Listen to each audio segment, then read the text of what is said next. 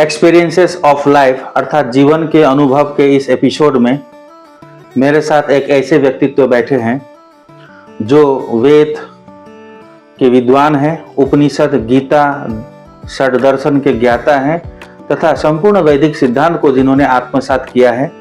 आर्य समाज शिलोंग से हैं। आज उनसे हम उनके जीवन से संबंधित विभिन्न विषयों पर चर्चा करेंगे और सत्य क्या है, जीवन क्या है, संपूर्ण सभी विषयों पर चर्चा करेंगे। आपका बहुत बहुत स्वागत है। बहुत बहुत धन्यवाद बाबू। सर्वप्रथम आपका परिचय। अधिकारी कुल में जन्म लिया हूँ। मेरे पिता का नाम दधिराम अधिकारी है, माँ का नाम श्रीमती मनमाया देवी अधिकारी है। मैं उन्हीं का ज्येष्ठ पुत्र गंगा काश्यप। वैसे तो मेरा बाल्य नाम गंगा प्रसाद था, लेकिन बाद में मैंने एफिडेविट करके मैंने अपने को वो जाति ये सब निकलता था, प्रसाद, उपाध्याय, अधिकारी, ये सब उसको हटा करके मैंने फिर अपने काश्यप गोत्र होने के नाते मैं फिर अधिकारी से, उपाध्याय से, कोई शारदा भी बोलते थे, कोई प्रसाद बोलते थे, उन सबको हटा करके मैंने केवल एक मैं ऋषि मुनियों का संतान हूँ, काश्यप ऋषि का संतान हूँ बोल करके मैंने फिर अपने आप को काश्यप ऋषि के साथ जोड़ा। इसलिए मैं अभी वर्तमान में अपने को गंगा काश्यप लिखता हूँ। बहुत सुंदर। तो अभी आप कहाँ कार्यरत हैं? मैं पिछले 1989 दिसंबर से लेकर अब तक मैं शिलोंग आर्य समाज में वह पौरोहित्य का कार्यभार संपादन कर रहा हूँ। तो शिलोंग का आर्य समाज तो फिर काफी पुराना है। हाँ, ये 1935 की स्थापना है उसकी। 1935 जी। तो भारत स्वाधीनता से पहले वहाँ आर्य समाज की स्थापना कैसे हुई, थोड़ा बताएं। अब ये तो मुझे भी तो जानकारी नहीं हुई। वहाँ जितने बाहर के लोग आते थे, विशेष करके पंजाबी लोगों ने उस आर्य समाज को स्थापना किया है। जो भी वहाँ पर नौकरी करने के लिए आते थे तो उन्होंने शायद पंजाब से ज्यादा लगाव था, तो पंजाब के लोगों ने ही यहाँ पर उस समाज को जमीन, जैसे किसी ने डोनेशन दिया, किसी ने पैसा उठाया, इस तरह से करके वो आर्य समाज को स्थापना किया। तो ये बिल्डिंग तो बाद में 55 में बनी, लेकिन आर्य समाज की जो स्थापना जो हुई थी वो 35 में हुई थी। बहुत सुंदर। तो तब से अभी तक निरंतर आर्य समाज अपनी गतिविधियां कर रही है।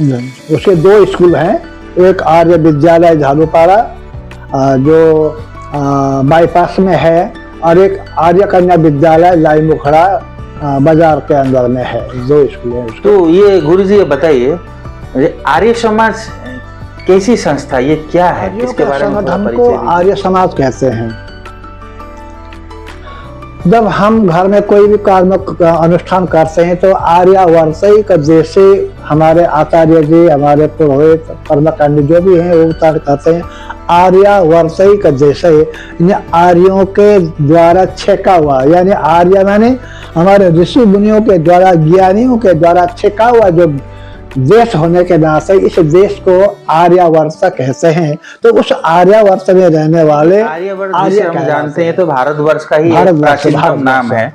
तो यहाँ के सभी लोग आर्य हैं। सभी आर्य हैं। तो जो हमें ये बताया गया पाठ्यक्रम की पुस्तकों में कि आर्य बाहर से आए, यहाँ के मूल निवासी हैं, तो इस पर आप क्या कहना चाहते हैं? लेकिन ऐसा नहीं है, क्योंकि आर्य कोई बाहर से नहीं आया, आर्य कोई जातिवाचक तो नहीं है। आर्य शब्द ही गुणवाचक है।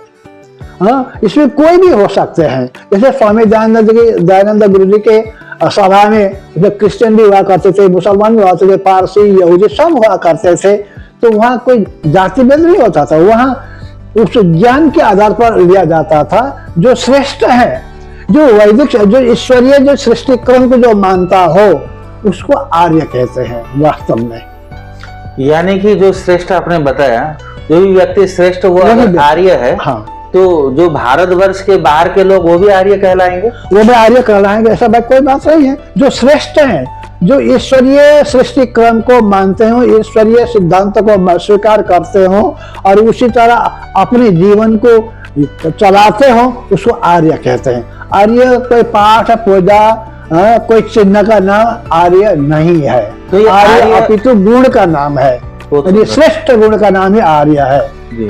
तो ये जो आर्य बाहर से आए, ये जो सिद्धांत चल रहा है, जो हमें पढ़ाया जाता है, ये कब तक पढ़ाया जाएगा या इसका क्या क्या समाधान है? ये तो हमारा दुर्भाग्य है कि और लोग हमारे इतिहास में ऐसा ही पढ़ाया जाता, हमने भी ऐसा ही पढ़ा था, हमको भी ऐसे पढ़ाया गया था। लेकिन कोई ईरान से कहते हैं, कोई इराक से आया था, कोई बाहर से आया से बोलते हैं, लेकिन ऐसा नहीं है। हालांकि स्वम स्वम चरित्रम शिक्षेरन बोल करके ऐसा कहा गया है, यहीं भारत देश में ही अपनी सारी धर्मों का सार प्राप्त करके अपने अपने गंतव्य स्थल पर जाकर के उन्होंने प्रचार किया, ऐसा नहीं होता है प्रमाण में। परंतु बाहर से कोई यहाँ आकर के, बाहर से या आर्य यहाँ आए, ऐसा कहीं भी प्रमाण ऐसा नहीं मिलता। तो ये भ्रम फैलाया गया, ये प्रकार का भ्रम ही माना तो जाता गुरु जी ये है। बताइए, आर्य समाज का मुख्य सिद्धांत क्या है? आर्य समाज का मुख्य सिद्धांत है ईश्वरीय सृष्टि क्रम को नियमतः पालन करना।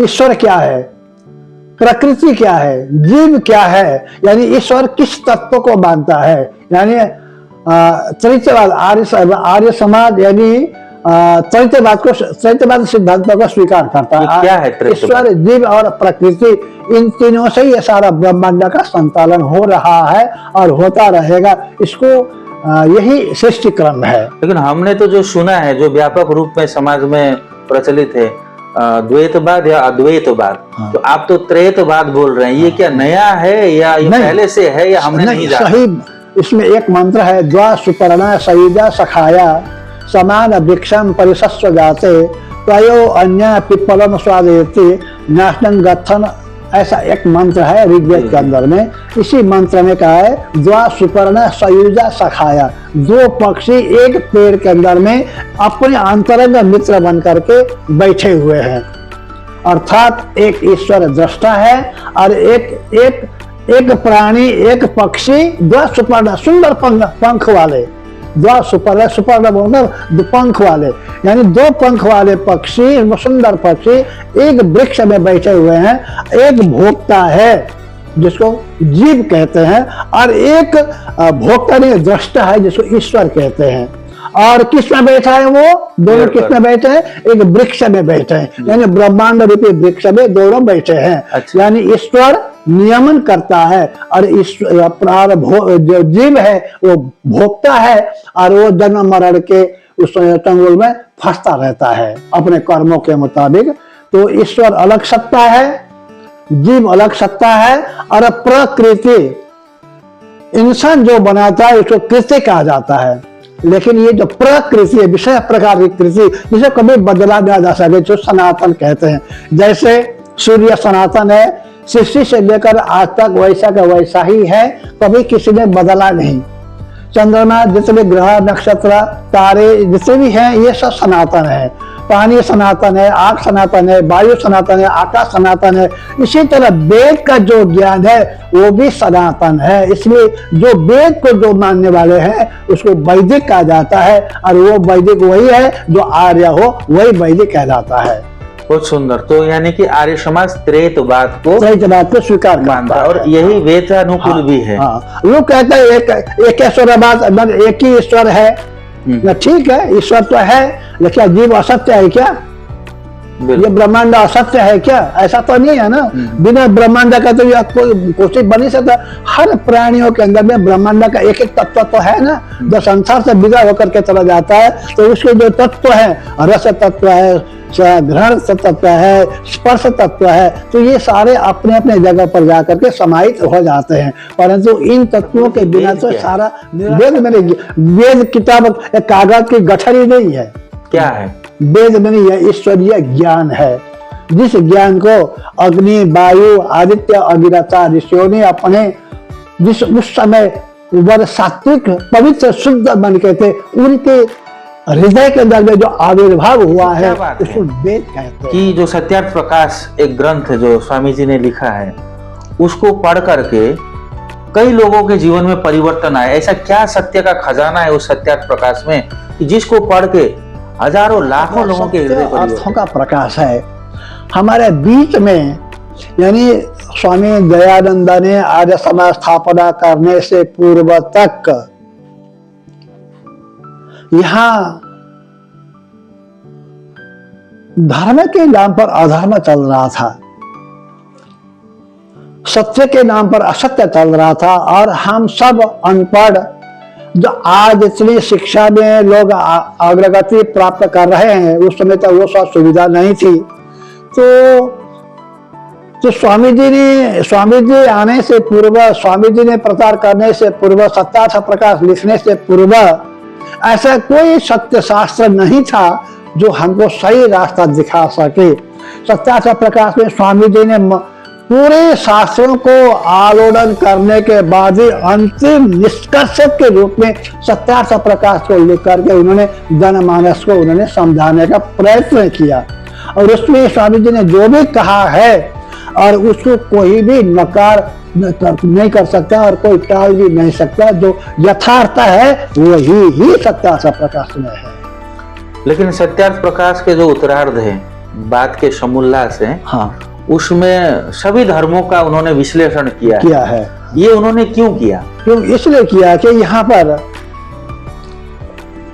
अहिंसा परमो धर्म बोल करके अहिंसा के नाम पर नाना प्रकार की हिंसा भी कर रहे थे। जैसे बुद्धिस्ट लोग आज भी मारते नहीं है, लेकिन मरे हुए को खाते हैं, बोलते हैं अहिंसा परमो धर्म।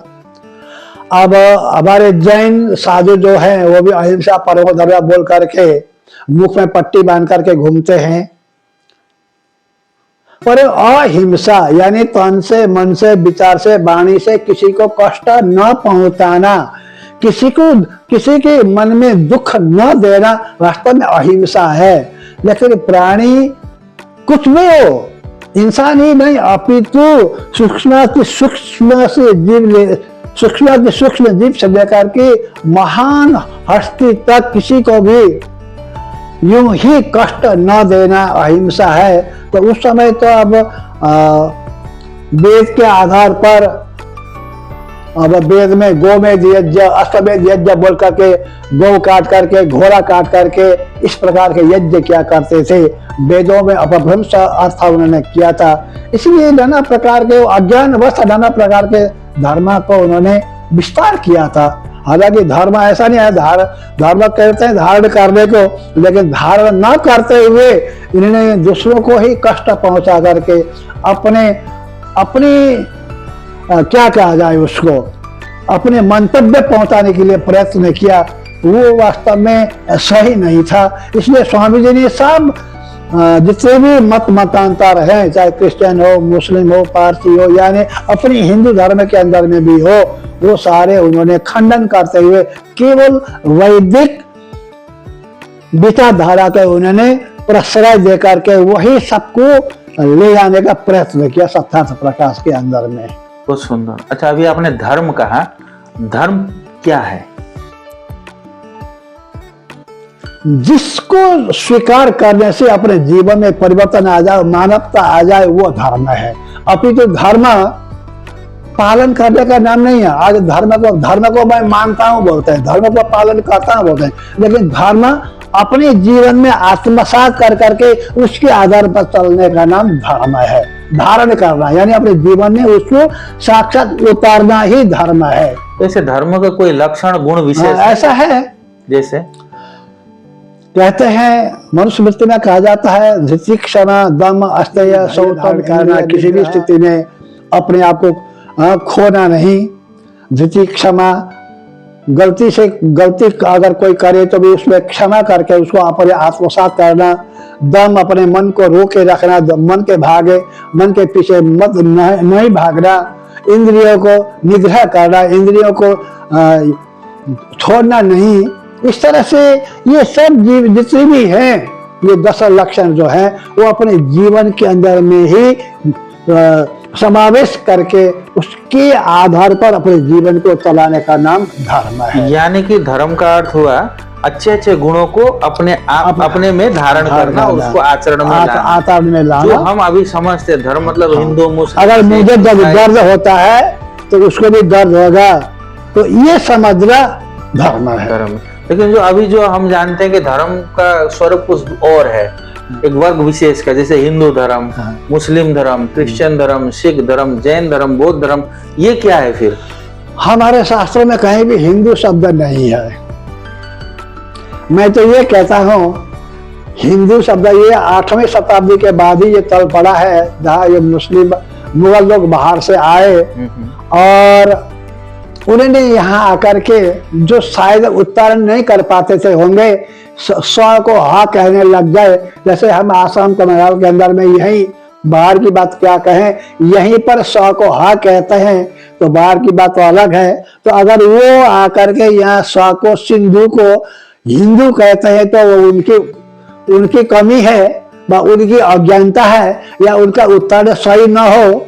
लेकिन हमारे धर्मशास्त्रों में कहीं भी गीता, वेद तो अलग ही बात है, गीता, रामायण, महाभारत, पुराण आदि किसी भी धर्म ग्रंथ में, जिसको हम धर्म ग्रंथ कहते हैं, जिस धर्म ग्रंथों के आधार पर हम जीवन यापन करते हैं, चलाते हैं, कहीं भी उसमें हिंदू शब्द नहीं है। मैं तो ये कहता हूँ हीनता पूर्वक जिसको दुत्कारा जाए उसको हिंदू कहते हैं, मेरे परिभाषा में। मैंने तो ऐसा अर्थ कर रखा है, ठीक है। अब यहाँ ये हिंदू नहीं है। अब मुसलमानों ने आकर के हमने हिंदू बोल दिया, हिंदू बने काफिर। यानी 8वीं शताब्दी से पहले कहीं हिंदू शब्द कोई प्रयोग ही नहीं होता था, उसके बाद ही होने लगा है, जो सब मैंने कई जगह पर पढ़ा है। अब इसे बौद्ध धर्म वो एक उनकी अपनी संप्रदाय है, मान्यता है, लेकिन वो धर्म नहीं। धर्म तो एक ही है। जैसे सूर्य का धर्म प्रकाश करना, पानी का धर्म प्यास मिटाना, वायु का धर्म है ऑक्सीजन देना, उसी तरह धर्म तो सबके लिए है। धर्म के लिए अलग अलग ऐसा मत मजहब नहीं हो सकता, ये मेरी कथन है। यानी कि जो चल रही है धारणा गलत है, इसको धर्म ना कहा के हम मत मतांतर कर सकते हैं, मत बताइए। अब बोल सकते हैं ये अपनी रोजी रोटी अपने व्यवसाय चला रहे हैं उसी का नाम। जो धर्म मेरे लिए वो पृथ्वी के हर व्यक्ति के लिए ही सेम है। अभी मैं कल एक किताब पढ़ रहा था, अनुपम जी के घर में एक किताब पढ़ रहा था, उसमें एक उन्होंने सतपाल महाराज जी को खंडन किया, ओम शांति को खंडन किया और कई लोगों को खंडन किया उस पत्रिका के अंदर में। और वो पूर्ण अवतार संत ज्ञानेश्वर सदानंद महाराज, उन्होंने अभी लखनऊ में उन्होंने वो शुरू किया है, वो पूर्ण रूप है। वो त्रेता युग में राम पूर्ण थे, द्वापर युग में कृष्ण पूर्ण है, और इस कलयुग में कल के मैं पूर्ण हूँ, बाकी सब अपूर्ण है। ऐसा लोग अपने अपने मजहब अपने समय समय पर ऐसे बाबा लोग आकर के समाज को क्यों ये लोग भ्रष्ट कर रहे हैं, समाज की व्यवस्था को क्यों खराब कर रहे हैं? क्या कहा जाए कि कभी मानव भगवान हो सकता है?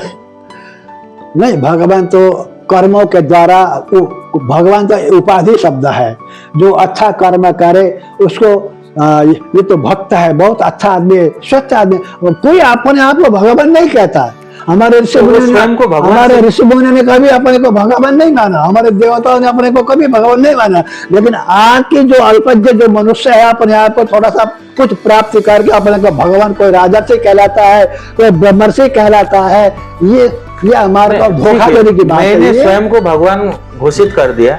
लेकिन आज तो ये मॉडर्न जमाना बोलते हैं, आधुनिक विज्ञान से संपन्न, मतलब बहुत अत्याधुनिक युग में भी ऐसे लोग कहां से आ जाते हैं जो मानव को ही भगवान बनाते हैं। चलो 200 साल पहले, 500, 1000 साल पहले मानते हैं अंधकार था, अभी तो प्रकाशित जगत है, अभी तो AI technology, digital world, computer science, सब ये तो मंगल ग्रह तक पहुंच गए। लेकिन मनुष्य को भगवान सजाने में वास्तव में है ना, आज लोगों में जो सत्य शास्त्रों का जो स्वाध्याय जो होता था ना, पहले स्वाध्याय करते थे। जब हम उपनयन संस्कार करवाते हैं, जब ब्रह्मचारी को यज्ञोपवीत देते थे, जब वो समावर्तन संस्कार होता था, उसको कहते स्वाध्यायम न प्रमेतव्यम बोल करके बोलते थे। स्वाध्याय में कभी भी आलस्य प्रमाण न करना कहते थे, स्वाध्याय होता था। और जब जिस समय में भागवत पुराण बांटता था ना, उस समय मेरे से ज्यादा नीचे बैठकर सोने वाले श्रोतागण, पंडित जी आज आपने थोड़ा सा रील काट लिया यहाँ पर, ऐसे लोग मेरे से बोलते। यानी आज तो श्रोता वक्ता का दुर्लभ है, श्रोता भी दुर्लभ है, वक्ता भी दुर्लभ है। उस समय तो वक्ता से ज्यादा श्रोता जानकार हुआ करते थे। आज वो परंपरा कहाँ, आज परंपरा कोई पढ़ता ही नहीं है, क्योंकि अब हमारी जो शिक्षा पाठशाला विद्यालय है, हमारे गुरुकुल खत्म हो गई, तो उसके बाद फिर अब वो पढ़ने की जो आदत है, पढ़ने की जो कला है, सीखने की जो व्यवस्था है, वो सारा खत्म हो गया, लोप हो गया। गुरुकुल खत्म होना ही सब ये इसका ये क्या कहा जाए उसको, संस्कृतियों का पनपना है ना, यही असल बात तो ये आप है। चाहते हैं कि गुरुकुल शिक्षा पुनः आरंभ हो? बिल्कुल हो, इसलिए स्वामी जी ने, अभी मैं दिल्ली में गया था, साथ आप भी गए होंगे, लोग बहुत से गए होंगे, और वह स्वामी दयानंद ने जो आधुनिक भारत के बारे में जो चिंतन किया था, भारत ऐसा होना चाहिए, तो उन्होंने वैसा ही वहां पर दिखाने का प्रयत्न किया था। मतलब बड़ा गदगद हो गया वह सब व्यवस्था देख करके, ऐसा होना चाहिए। तो गुरुकुल होने से क्या लाभ है? ये यानी यथार्थ ज्ञान प्राप्त होता है। असल में गुरुकुल में क्या है, पहले क्या था आप जानते हैं? गुरुकुल पिता से वंश चलता था जी। और गुरु से गोत्र चलता था जी। और जितने गुरु के पास जाकर के विद्या करता था उससे प्रवर माना जाता था जी। एक प्रवर, द्विप्रवर, त्रिप्रवर, पंच प्रवर, जिन जिन विद्यार्थियों ने जिन जिन गुरु के पास जाकर के विद्या अध्ययन किया, मास्टर डिग्री लिया, तो उतने प्रवर हुआ करते थे। और जिस तरह कृष्ण का गोत्र क्या है? संदीपनी। राम का गोत्र क्या है? वशिष्ठ। तो वहां पिता का वंश, तो वो अब आज क्या हुआ, जब गुरुकुल खत्म हो गया तो पिता ही उस अपने पुत्र को गायत्री मंत्र देना शुरू कर दिया। जैसे गायत्री मंत्र शुरू कर दिया तो वहां वेदाध्ययन शुरू हो गया। जब वेदाध्ययन शुरू हुआ तो गुरु का गोत्र वहां चल पड़ा, पिता का गोत्र चल पड़ा। आज यही हो रहा है। हालांकि गोत्र जो है वो गुरु से आता है और वंश पिता, गुरु पिता से चलता है। तो पहले ये व्यवस्था थी, तो लोग प्रत्येक अपने राज्य के या गांव के या शहर के जो ब्रह्म बच्चे जो हैं वो अपने कुल पुरोहित के घर में जाकर के अध्ययन किया करते थे। अच्छा गुरुजी, मुझे एक चीज समझना है आपसे। आपने कहा गोत्र, गुरु परंपरा, ये सब किस ऋषि के संतान है, हम कैरी फॉरवर्ड आगे लेके बढ़ रहे हैं, है ना। अभी देखिए भारत में क्या है, जो भी हिंदू है किसी से भी पूछे वो अपना गोत्र बताता है। कोई अत्रि बोलेगा, कोई अगस्त्य बोलेगा, कोई वशिष्ठ बोलेगा, यानी हर व्यक्ति जानता है उसका गोत्र क्या है। अर्थात वो व्यक्ति ऋषि पुत्र है। ऋषि पुत्र अगर है तो उसका पूर्वज कोई ऋषि था। हाँ, कोई ऋषि था, यानी कि ब्राह्मण था। हाँ। उस नाते से हम सब ब्राह्मण हैं, हम सब ब्राह्मण हैं। लेकिन ये जो जात पात की जो ये भेद है, ये शूद्र और ये ब्राह्मण, ये एक्चुअली क्या है? जब हम सब ऋषि पुत्र हैं तो फिर शूद्र कहाँ से आ गए? इसमें थोड़ा सा आप प्रकाश डालेंगे। गुरुकुल में जब ब्रह्मचारी पढ़ते थे ना, गुरु के सानिध्य में, गुरु के गर्भ में 16 साल तक रह करके जो ज्ञान प्राप्त करते थे जी, तो वो गुरु एक एक करके प्रत्येक विद्यार्थी को समझते थे कि ये ब्राह्मण होने योग्य है, ये वैश्य होने योग्य है, ये क्षत्रिय होने योग्य है, ये शूद्र होने योग्य है। तो वो 16 साल के अंतराल में गुरु उसको पढ़ करके फिर वो अपने राजा को भेदपत्र देते थे और राजा उसी हिसाब से गुरु के द्वारा प्राप्त उस पत्र के हिसाब से फिर उन चारों वर्णों को अलग अलग प्रकार से अपने राज्य में नियोजित किया करते थे। कहीं ज्ञान में हो, कहीं सैनिक में हो, कहीं व्यवसाय में हो, कहीं सेवा में हो। इस तरह से गुरु के मार्गदर्शन में ही राजा वो सब व्यवस्था करते थे। जन्म से तो सब एक ही है, सारा पशु है। इसलिए वेद में मनुर्भव कहा गया है, पशु तू तो मनुष्य बन। तो मनुष्य कौन है? यह बनती थी इति सब मनु, जो मनन करता हो, चिंतन करता हो, मैं कौन हूँ, क्यों आया हूँ, मुझे क्या करना है, इस तरह से जो चिंतन करता हो वो मनुष्य है।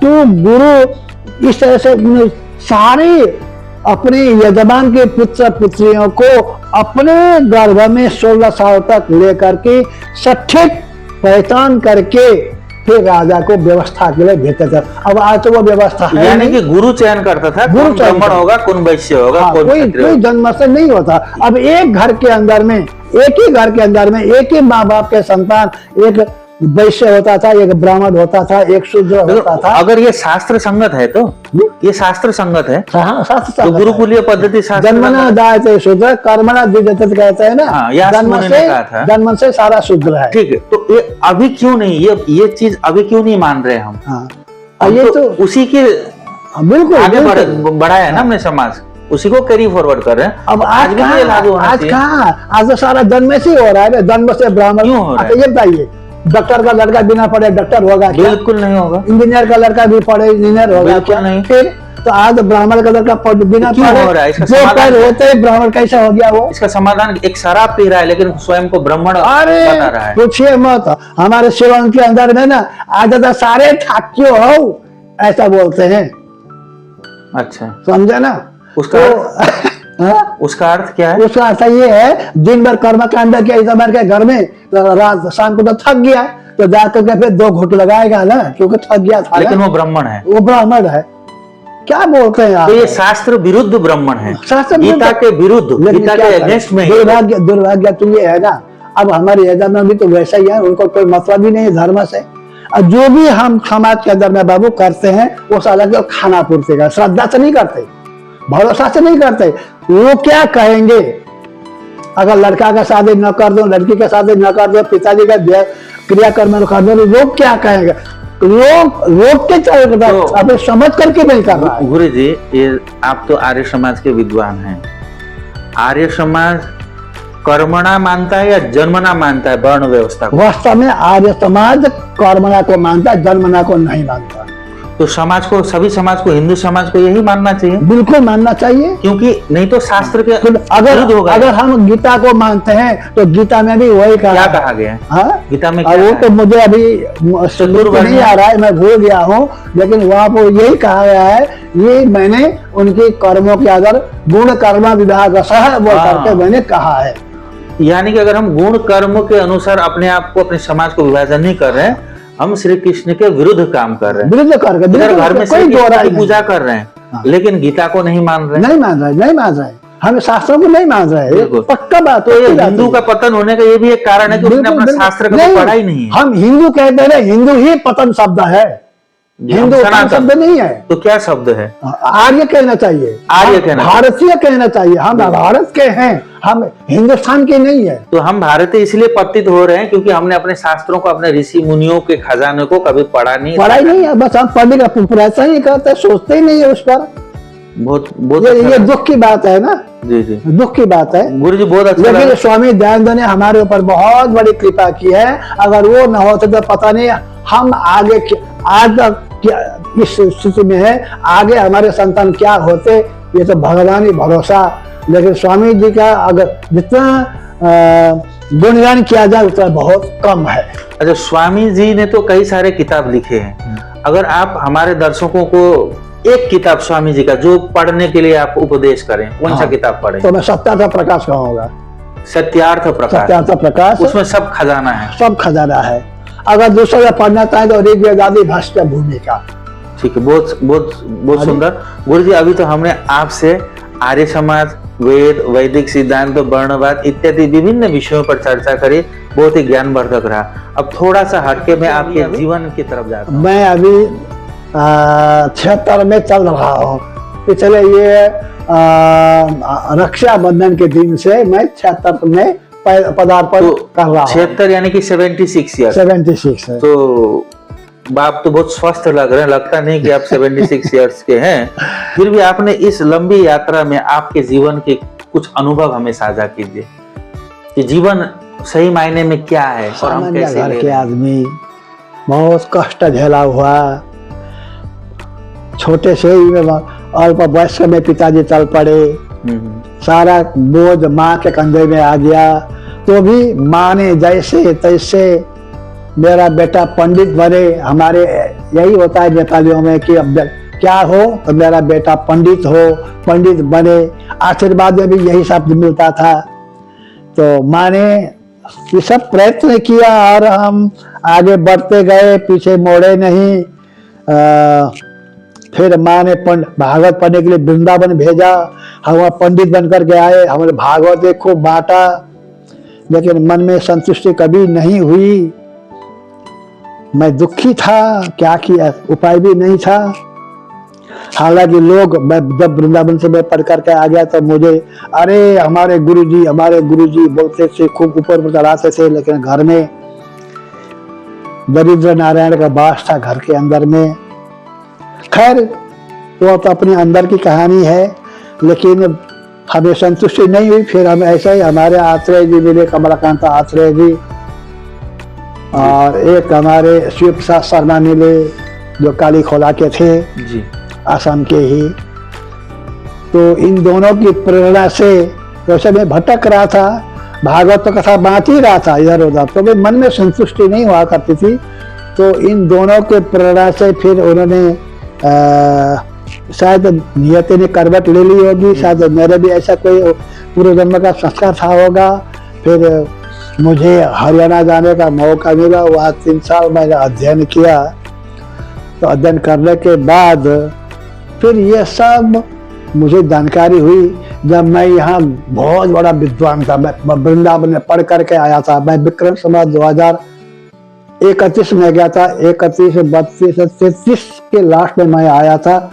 तो लोग बहुत बड़ा, जैसे बोलते हैं ना एरंडो की जुड़ाए थे, बोलते हैं ना, जिस जगह पर पेड़ पौधा ना हो वहां पर कोई वृक्ष, हाँ बड़ा पौधा नहीं, उसी तरह से हमारे उदालगुड़ी के अंदर में मैं एक बहुत बड़ा पंडित बनकर के आ गया था। सब मानते थे, हाँ हमारे पंडित जी, हमारे गुरुजी वृंदावन से पढ़ करके आए हैं।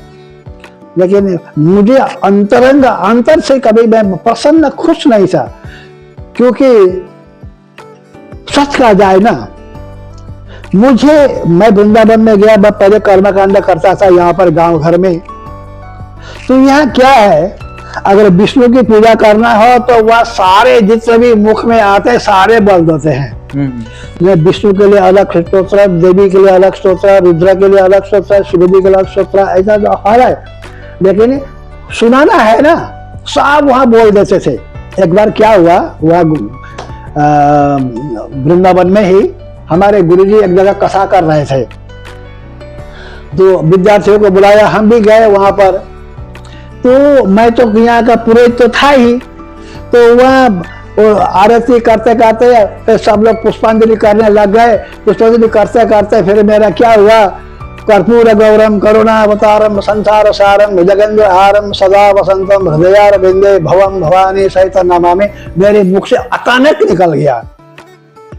जैसे वो अचानक निकला ना, मानो कि और वो जितने भी वहां पर वो वैष्णव लोग थे ना, वृंदावन तो वैष्णव का जगह है ना, और उन लोगों ने मुझे ऐसा देखा ना, अरे राम राम राम राम राम, मैंने बहुत बड़ी गलती कर दी। अरे भागवत में लिखा हुआ है, वैष्णव यथा शंभु, वैष्णव में सबसे श्रेष्ठ कौन, शिव जी को माना जाता है। वैष्णव यथा शंभु वह का, फिर यहाँ जैसे कहला हाँ कर्पूर गौरम करुणावतारम कह दिया, तो फिर इतना बड़ा हंगामा। फिर वहां से मुझे, बाहर से बेशक मैं पंडित हुआ हूं, लेकिन मैं अंदर से इतना पार्थक्य कथनी और करनी में मुझे वही खटक रहा था वृंदावन में। यहाँ आकर के मुझे संतोष नहीं हुई। फिर रास्ता भी मुझे मिला, नियति ने मुझे साथ दिया। फिर अब मैं जिस रास्ते पर चल रहा हूँ, मैंने अपने सारे बच्चों को उसी में लगा दिया, और मैं खुश हूँ, और मेरे बच्चे भी आज खुश। बहुत बढ़िया। आपने अपने जीवन से क्या सीखा? बाबू क्या करना है, अब तो बस हमने जैसे तैसे भगवान ने साथ दिया। मैंने एक ईश्वर को साधना किया, प्रभु तू ही है, मैं कुछ नहीं जानता। कहते हैं ना, माता तु ही, गुरुता तु ही, पितु भ्राता तु ही, धन धान्य भंडारो, ईश तु ही, जगदीश तु ही, मम तु ही, प्रभु राखनहारो, राव तु ही, उमराव तु ही, मन भाव तु ही, और नयन को तारो, सार तु ही, करतार तु ही, घरवार तु ही, परिवार हमारो, प्रभु तू ही है मेरा। और जो जैसे ही मेरे रास्ते पर तू ले जाना चाहता है ले जा प्रभु बोल करके मैं धीरे धीरे आगे बढ़ता गया, उसने रास्ता दिखाता गया। बस क्या था, मेरे 5 बच्चे थे, मेरे 5 बच्चे को अभी वो बस संपन्न है अपने भगवान की दया से, उनके अपने पुरुषार्थ से, उनके अपने पूर्व जन्मों के कर्मों के फलाफल से अभी वो शुद्ध एक ईश्वर बात को स्वीकार करते हैं, अपने अच्छे ईश्वरीय कार्य में संलग्न है और उसी में मैं खुश हूँ और मुझे चाहिए और क्या है। जहाँ मेरे बच्चे सुखी वही मैं सुखी। हाँ, इतना जरूर है कि बच्चों को रास्ता प्रदर्शन करने के लिए कुछ समय तो कष्ट झेलना पड़ा, तथापि हमने उस कष्ट को कष्ट नहीं माना, ये प्रसाद ही माना उस कष्ट को भी, और हम सफल हो गए। बहुत बढ़िया। आपका जीवन का सबसे सुखद क्षण क्या रहा?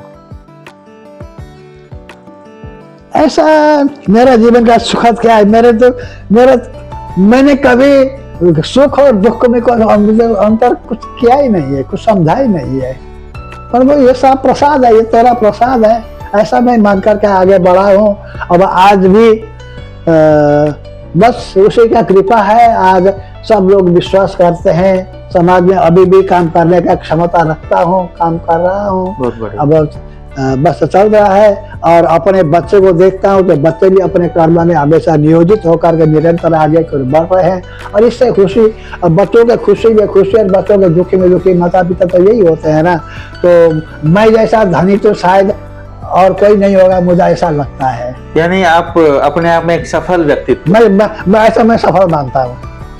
कोई दुख नहीं है? मुझे कोई दुख नहीं है। मैं अपने बच्चों को देखता हूँ, पोता पोती नाती नातनी को देखता हूँ, तो मैं इनको देख करके ना मैं बड़ा अंदर से गदगद हो जाता हूँ और प्रभु को धन्यवाद। प्रभु तू महान है, तूने महान कर्म किया है मेरे लिए, ऐसा मैं सोचता हूँ। बहुत अच्छा गुरु जी। अब अंत में एक प्रश्न है कि जैसे आजकल क्या है कि जो जीवन और जो कर्म जीवन है, वर्क लाइफ बैलेंस बोलते हैं ना, आजकल के जो नौजवान हैं वो वर्क लाइफ बैलेंस करना आजकल थोड़ा मुश्किल हो रहा है। ऑफिस में भी काम करना, घर में आके भी संभालना, दोनों पति पत्नी काम करते हैं, तो ऐसे लोगों को आप क्या संदेश देंगे, क्या मार्गदर्शन करेंगे? बाबू एक बात है, मैं पूर्व जन्मों के संयोग से ही पति पत्नी बनते हैं, संयोग से। वो अपना कर्म लेकर के आते हैं और ये अपना कर्म लेकर के जाता है, वहां पर एक दोनों मिल जाते हैं और अपने आप को जब तक समर्पण नहीं करेंगे, एक दूसरे की मनोभावना को समझेंगे नहीं, तब तक वो गृहस्थ सुखी नहीं होता है। तो यहाँ पर एक दूसरे को देख करके अपने आप को समर्पित करना होता है और अपने हमेशा या मैं पति हूँ या मैं पत्नी हूँ ऐसा बोल करके अहम से नहीं होगा, दोनों कंधे में कंधा मिला करके चलना चाहिए, तो वो पति पत्नी सुखी होते हैं। लेकिन पति बने क्या है? पति बने अहंकार का रूप पति है। पत्नी बने क्या है? पत्नी। गिरे हुए को पत बने गिरना जी, गिरे हुए को भी माले ले चलना, ले चले वो पत्नी। तो पत्नी का रोल तो गृहस्थ में बहुत बड़ा रोल है। अगर पति हतोत्साहित हो जाता है तो पत्नी को कंधा में हाथ रख करके मैं हूं ना, आप किस बात पर डरते हैं बोल करके, जो पत्नी अपने पति को लेकर के आगे चलती हो तो वो घर कभी भी दुखी नहीं हो सकता, क्योंकि घर को संचालन करने वाली साक्षात माँ या लक्ष्मी तो पत्नी ही होती है। पति तो एक अहंकार का पुतला है मेरे हिसाब से। बहुत सुंदर व्याख्या है। अंत में दर्शकों को क्या संदेश देंगे? तो मैं ये कहना चाहूंगा कि जब तक अगर पति पत्नी है तो एक दूसरे से समर्पित होकर के अपना गृहस्थ रूपी गाड़ी को निरंतर आगे कर बढ़ाएं, इसी में अपना गृहस्थ का भलाई है। बहुत बहुत धन्यवाद गुरु जी, आपने अपना समय दिया, बहुत बहुत धन्यवाद। ठीक है, बात आपको भी बहुत बहुत धन्यवाद। आप भी इसी तरह अपने गाड़ी को सुचारू रूप से आप निरंतर आगे खींच करके आगे बढ़ाएं।